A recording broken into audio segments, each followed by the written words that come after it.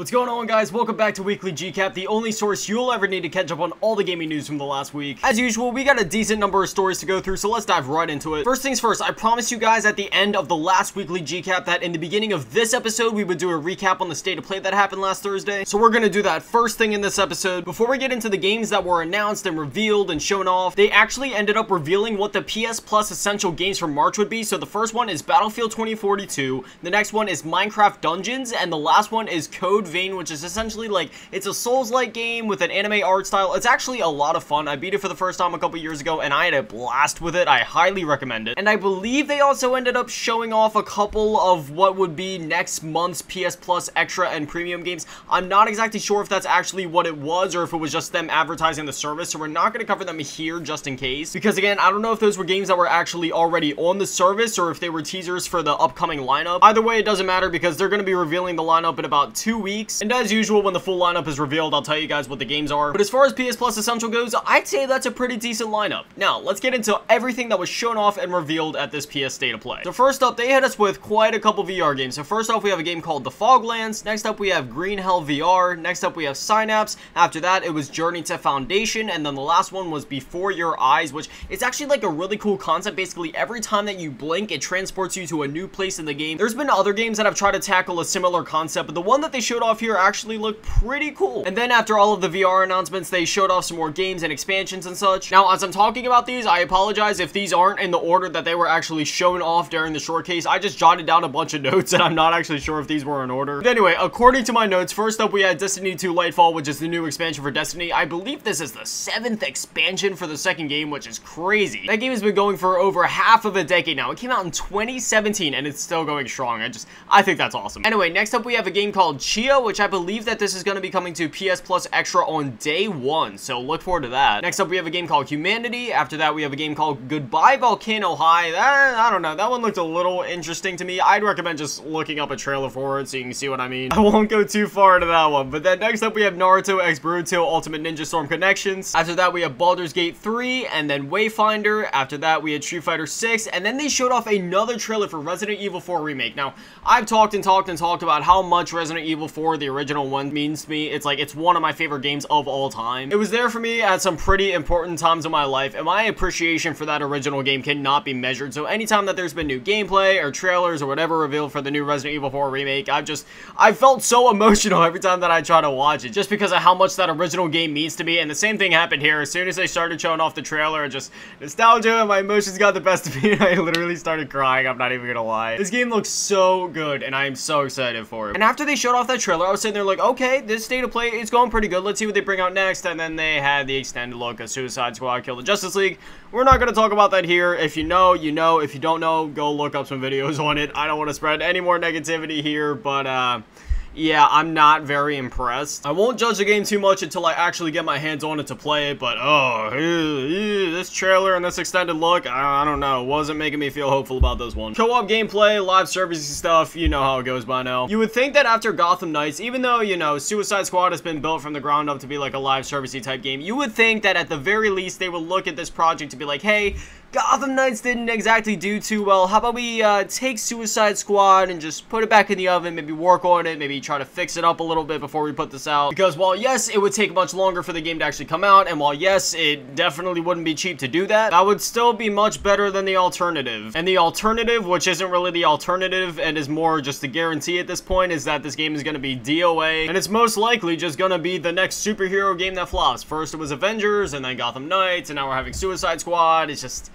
I don't know, it just makes me sad to see them abusing the IPs the way that they are. It's just, they could have done so much more with the Suicide Squad game and with this IP, but we're not going to talk about it anymore. We have a lot of other stories to go through. We're just going to move on from this. First things first, I found this to be quite interesting. It's a short story, but Mortal Kombat 12 was announced during a WB earnings call, and it's apparently coming out in 2023. So as I just said, yeah, it was kind of weird how this game wasn't announced, because it wasn't like NetherRealm went on Twitter, went on YouTube, and like made a video or a tweet about it being like, hey, Mortal Kombat 12 is coming. There wasn't a trailer. It was just, some WB guys, they were in an earnings call and they ended up mentioning, yeah, you know, Mortal Kombat 12 is coming this year. It's coming by the end of 2023. And that was it. There was nothing else about it. Like I said, NetherRealm never said anything. It was just the WB earnings call. Mortal Kombat 12 is coming, according to that. So it is what it is. It would have been nice to have that surprise of, like, waking up and be like, oh my gosh, there's a Mortal Kombat 12 trailer, or scrolling through Twitter and seeing NetherRealm post it. Like, that would have been cool, but it is what it is.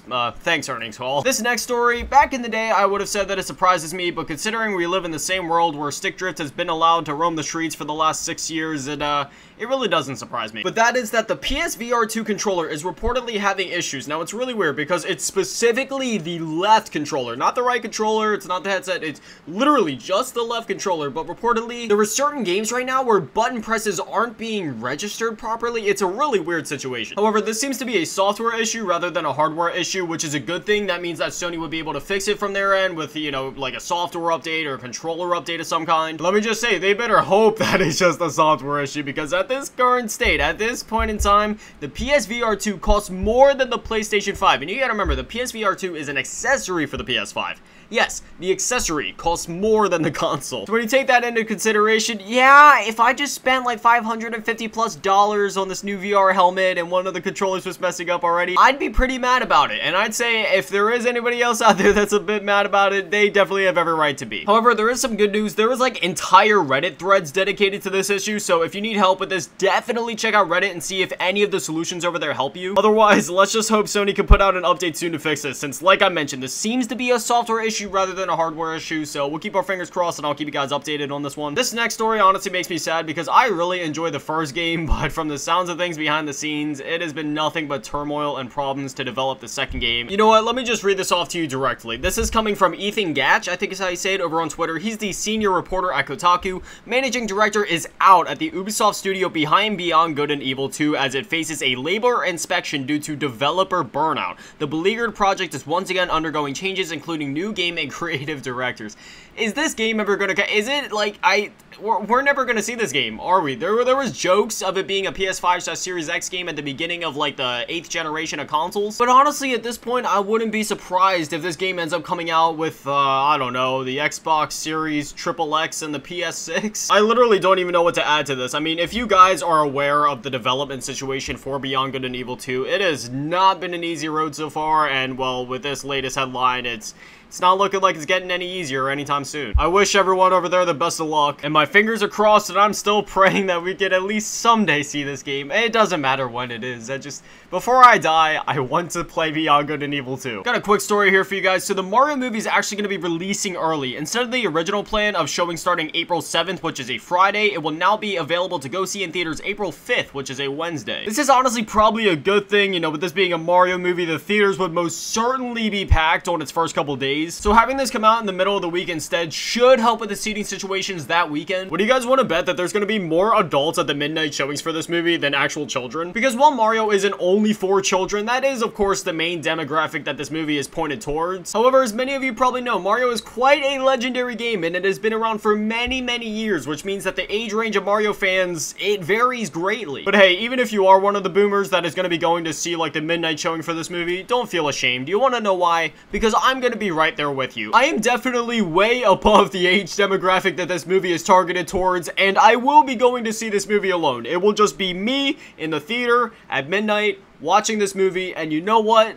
I am excited for that. I cannot wait to go see this movie. Next up, Final Fantasy 16 previews are out now. There's tons of reviewers that have gotten access to the game and have given their initial reviews and thoughts. The feedback seems to be very positive so far, so that is obviously a good thing. Unfortunately, I can't watch any of these videos or listen to any of the reviews because I want to go into this game 100% blind, so even listening to a review or watching a gameplay is too many spoilers for me. Like, I don't want to see any of it. I want to go into this as blind as possible. I didn't even watch the reveal trailer for this game. I watched like the first 30 seconds of it and then I clicked off. I want to go in as blind as I can. But still, I figured I'd mention that just in case anybody else wants to watch some reviews on this game, wants to see some more gameplay of this game, just to help them make up their mind as to whether or not they actually want to purchase this game when it releases. Before we get into the next story, I just wanted to apologize for such a rapid fire pace this week. The last couple stories that we have for this show are going to take me a while to get through, so that's why I'm trying to get through the earlier stories a bit faster today. Because I'm literally sitting here looking at one of my last stories it has 3 pages worth of script to go through, and I am not kidding. And then the actual final story itself, it's 2 stories in one, so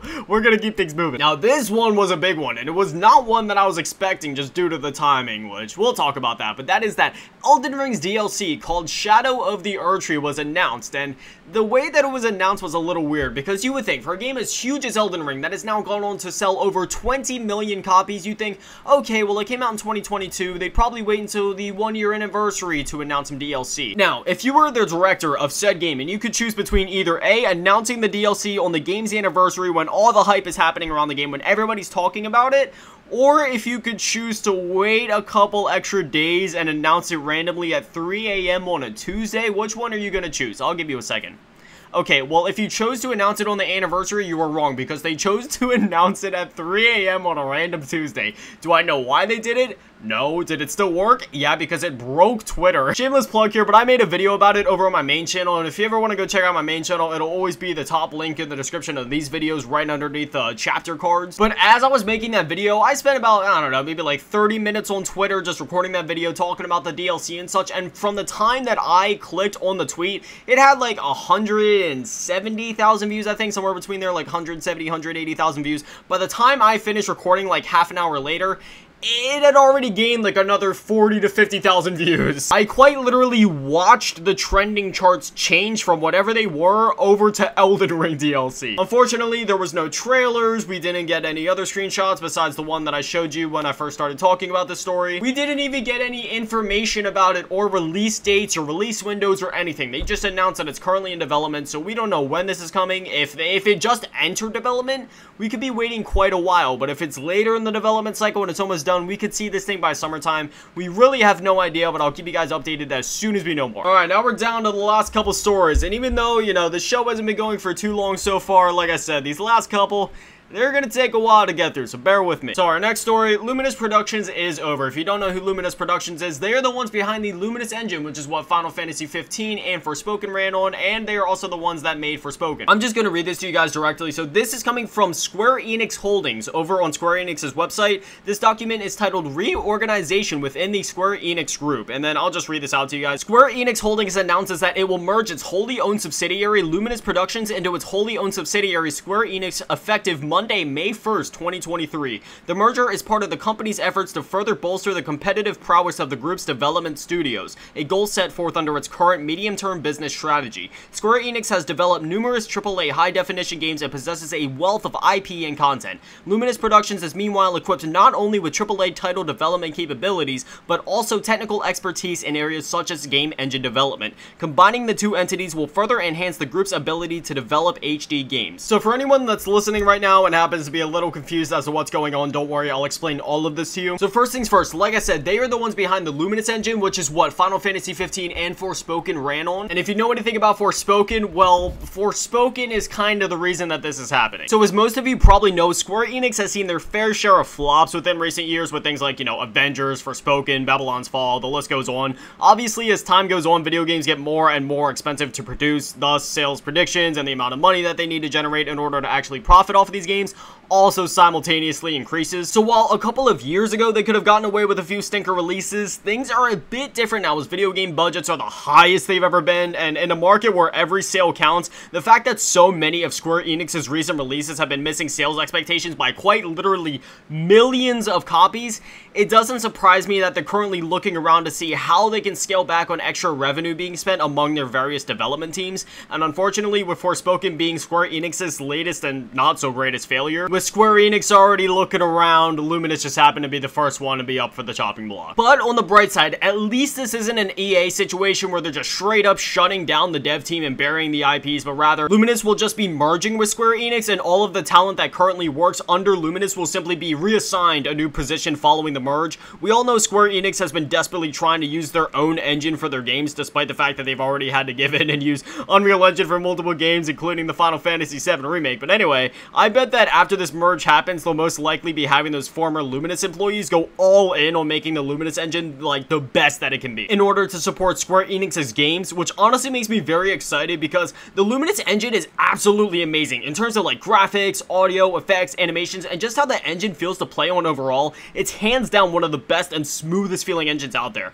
However, with that being said, there's definitely a few flaws with it, and there are some improvements that could be made, so I'm excited to see how it evolves as time goes on. Like I said, this situation could have been a lot worse, and while it's still sad the Luminous Productions will technically be no more, this is just a merge and not a complete shutdown, so those employees and developers will get to continue working under Square Enix. That being said, I wish them all the best of luck. I can't wait to see what games they create and what evolutions to their engine are made going forward. Next up, it's that time of the show where I warn all the people that are sick of hearing about the whole Microsoft Activision acquisition. Look, guys, it's happening again. It's another week. It's another weekly GCAP. Of course, we have more Microsoft and Sony drama stories to cover, so if you're done with hearing all that, I save these stories specifically for last, just for the people that don't feel like hearing about it. If you don't want to hear about this drama anymore, feel free to click off the video, but for the rest of you that are staying to hear about the drama, well, strap in 3 pages of notes. Let's go. We're not gonna waste any time at all. Let's get right into this. So, The Times asked Phil Spencer what would happen to Xbox should such an important acquisition, that being the Activision acquisition, be blocked by regulators, to which he responded that the gaming business was not dependent on its completion, and then, quote, "This is an important acquisition for us. It's not some linchpin to the long term. Xbox will exist if this deal doesn't go through," end quote. This conversation has been happening a lot online with people speculating what could happen if this deal doesn't go through. Some have said that Xbox would continue business as usual, whereas some have gone as far to say that Microsoft would just sell off Xbox at that point due to this being too big of a blow to them, their reputation, their stocks, and the, you know, guaranteed loss of investors at that point. However, I do not think that that is likely at all. You gotta think about how Xbox started and where it is now. Like, Xbox, it hasn't been as long for as around as the other ones, like Nintendo and PlayStation. You know, they were the underdogs for a while. They swooped in with a Dwayne "The Rock" Johnson showcase during E3 back in the PS2/GameCube generation, and they got lucky enough to be one of the ones that actually had enough staying power to be successful in the console business. I mean, realistically, during that time when the PS2 was taking over the way that it was, anyone trying to enter the console space was honestly just shooting themselves in the foot, because with something as massive as the PS2, it was pretty hard to stand out and actually be successful during that time, but Xbox managed to make it work, and while, you know, the Xbox didn't go on to be anywhere near as successful as something, say, like the PS2, it outsold the GameCube. I mean, not by a huge margin, but it's a respectable amount. The original Xbox sold 24 million units, whereas the GameCube sold 21.74 million. And then obviously during the 7th generation, Xbox 360 ended up being more or less the go-to console for most games. We all know the whole debacle with the cell processor. That was just a nightmare for every developer involved. I mean, don't get me wrong, I love the PS3. It was an amazing system, and to this day, I still play my PS3 like crazy. However, yeah, for most games, say you look at like a Bethesda game or an FPS game, usually resolutions, graphics, frame rates, they tended to be a bit better on the 360. There was a few rare exceptions where the PS3 version was better, like if I remember correctly, Metal Gear Rising: Revengeance's cutscenes looked better on the PS3, and there was less frame dips in that game on the PS3 version, and Final Fantasy 13 obviously only came on 1 disc, whereas on the 360 version it came on like 3 discs. But then you look at other games like, say, Black Ops 2, where the Xbox 360 version almost looks like a remaster of the PS3 version. Then obviously things got a little iffy for them during the 8th generation, and PS4 most certainly dominated during that entire generation. Like, I don't know what Microsoft was doing at the beginning of that. Like, they completely shot themselves in the foot and totally set themselves up for failure, especially with the whole Kinect thing they were trying to pull off at the beginning and not being able to get pre-owned games. It was just, it was very bizarre. They were definitely feeling a bit too confident and a bit too cocky after their successes during the 7th generation. They just thought, hey, we rolled last generation. Anyone and everyone's gonna be clamoring to go buy the latest Microsoft console, but clearly, with the way sales ended up going, that wasn't the case. The Xbox One was not a flop by any means. Do not get me wrong. The Xbox One original, Xbox One S, and the Xbox One X, they all sold amazingly well, but they definitely didn't sell as well as the PS4, and in terms of performance in games, well, that generation PS4 was usually the console to go towards. Xbox One games were running at like 720 to 900p at, you know, decent frame rates, but then you look at the PS4, and most of the time it was running at 1080p, the frame rates were more stable, sometimes they were just higher in general. Thankfully, like I said, though, Microsoft was able to pull it back, and they ended up doing quite well for themselves by the end of that generation. However, now you look at this generation, and Microsoft is doing quite well for themselves. From the get-go, them launching the Xbox Series S is like a gateway for newer players, or maybe just people that don't have as much money to get access to new generation games and the new generation of consoles. Like, that was one of their best decisions in terms of business moves that they've ever made. Immediately giving gamers such a cheap option to access the new generation of games, like, it's just, they set themselves up for success right there. Like, it honestly wouldn't surprise me if the Series S ends up being one of the best-selling consoles of this generation, if not the best. I'm looking over at Google right now, and the Xbox Series X and S have both sold over 20 million units already, while the Xbox One only sold 19.23 million units. So, yeah, like I said, they set themselves up for success with the Xbox Series S. Right now, I'm looking at the sales numbers for the PS5. Reportedly, this is from New Year's of 2023. It has sold 10.32 million units. I don't know if there's a more recent sales number for that, but yeah, Xbox is definitely doing quite well for themselves now. You may be wondering why I'm talking about this, and that is simply just because it wouldn't make sense for Microsoft to sell off Xbox, okay? Especially with this most recent generation, it would be a financial disadvantage for them to sell off Xbox. Not to mention how well Game Pass has been doing for them across the board, both on PC and console and now mobile. And as Phil Spencer said, even if this doesn't go through, Xbox will live on. Also, don't forget that Phil Spencer himself has said in multiple interviews that while yes, acquiring Activision Blizzard for their bigger IPs like COD, Diablo, Overwatch, etc. are important to them from a business perspective, specifically in the console and PC scene, realistically, one of their main goals and focuses this entire time has been to acquire Activision Blizzard so they can have access to AB's mobile branches, so then they finally have a way to successfully break into the mobile scene. They have plans to bring more games to mobile, along with finding new and innovative ways to bring Xbox to as many gamers as possible, including mobile, whether that be through cloud streaming as they've been testing lately with the new Game Pass streaming app on mobile, or new means they've been cooking up behind the scenes. They've made it quite clear that they're looking to utilize this acquisition to bring their platform to more people than ever before in ways beyond their Xbox consoles or PC or heck even mobile. They've even been talking about bringing it to like Roku's and smart TVs and such. So yeah, it's safe to say even if this Activision acquisition doesn't go through for some reason, Xbox will most certainly live on. Speaking of Activision acquisition drama, let's talk about some Sony drama. So Sony is being forced to share exclusivity information. It's a whole lot of legal stuff in this document, so I'm just gonna summarize it for you guys. Basically, originally Microsoft was looking for every single exclusivity deal that Sony has done since 2012. Like, they wanted all of those documents. Any exclusivity deal that Sony has done from 2012, they wanted to see all of that with the subpoena that they issued them. However, the courts weren't really standing by that. They were like, since 2012, that's a little egregious. How about since 2019? And that seems to be the one that they settled on now. So basically, at this point, Sony is going to need to provide documents of every exclusivity deal they have done and signed since New Year's of 2019. So from January 1st of 2019 up until the present day, which at the time of me recording this is March 2nd, 2023, any exclusivity deals that they have signed since then, they're gonna need to provide. And yeah, there's been a lot of deals they've done. I'm sure there's a lot of documents they gotta gather up. I can't wait for these documents to come out. Do you want to know why? Sony has been crying this entire time saying, oh, it isn't fair, Xbox is gonna make these games exclusive, this, that, and the other, and then Xbox is gonna be able to point these documents and be like, look, out of any of the console manufacturers, you have the most exclusive deals out of anybody, even more than Nintendo. Whether that be full-on games or exclusive content, like, you know, weapon skins or specific missions, like I think to Hogwarts Legacy, there's a quest that's only available in the PlayStation version, or whether that be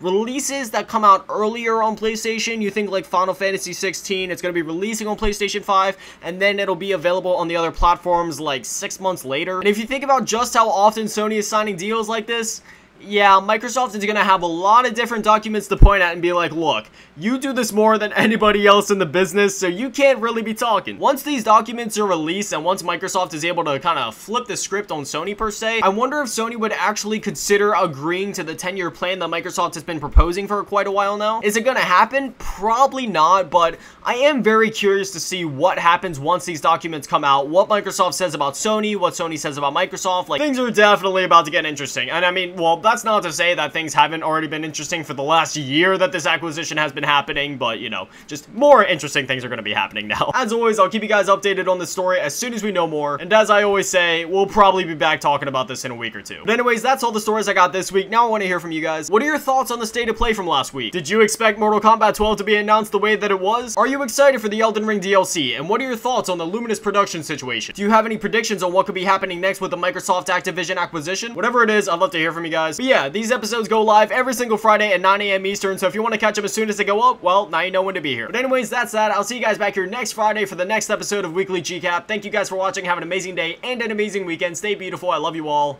Peace.